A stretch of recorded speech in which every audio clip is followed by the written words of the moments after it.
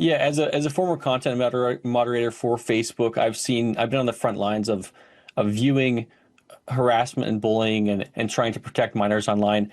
But in this situation, banning minors from social media is simply a Trojan horse to usher in unbridled control of technology by government entities. So it's similar to banning any kind of technology, like, for example, banning printers or the printing press or burning books. So this is feel-good legislation that's not going to be able to be enforced. Kids are going to find workarounds. They're going to use VPNs. So Yeah. it's definitely not a good step. It's not a step in the right direction for internet privacy at all. It's a really interesting comment. We're seeing people being targeted in the United States on both sides of the aisle. During Biden's administration, people were being targeted. We had we had private companies like Facebook acting as state actors, being pressured by the Biden administration. But also in the Trump administration, we have a wide expansion of digital surveillance from government entities like ICE, companies like Palantir, and so we see the same thing happening where, which is a violation of the void for vagueness doctrine, where we have government agencies dictating to private companies actions they should take against U.S. citizens. So I definitely think this is a slippery slope, and it's happening worldwide. It's happening in France. It's happening in the United States. We need to stop these actions from private entities, from governments that are encroaching on our civil liberties. Yeah, okay, Ryan, that's a good comment too. Ted, I'll come back to you briefly, and gentlemen, I'm grateful for your time today. I'm running very, very low on time. We'll get one more comment from all of you.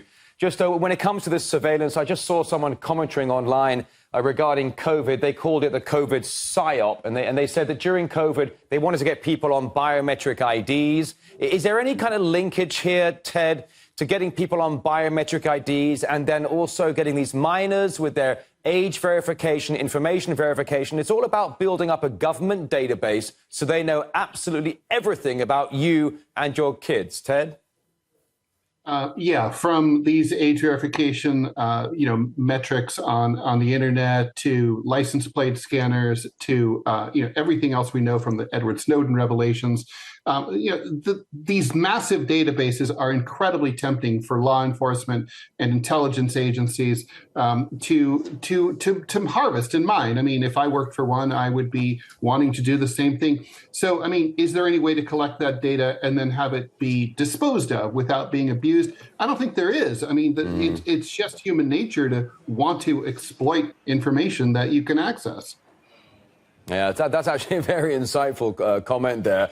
Victor, I'm coming back to you. Is there any fear that certain governments, I mean, it could be the UK, it could be France, it could even be the UAE, because they're all moving forward with this. Is there a chance that certain governments could abuse this? Because I'm sure there are countries in the Far East that actually use this very responsibly, this kind of system, to in fact legitimately protect minors.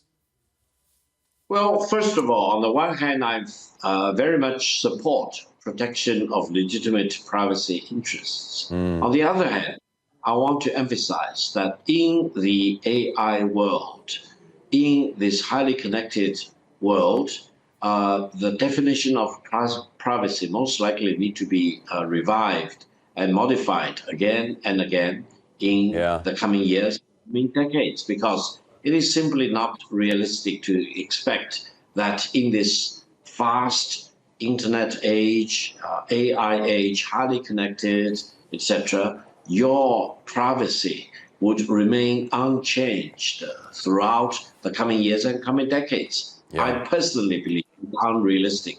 Things need to be changed because of the changes in the technologies in the world and the technologies we are faced with.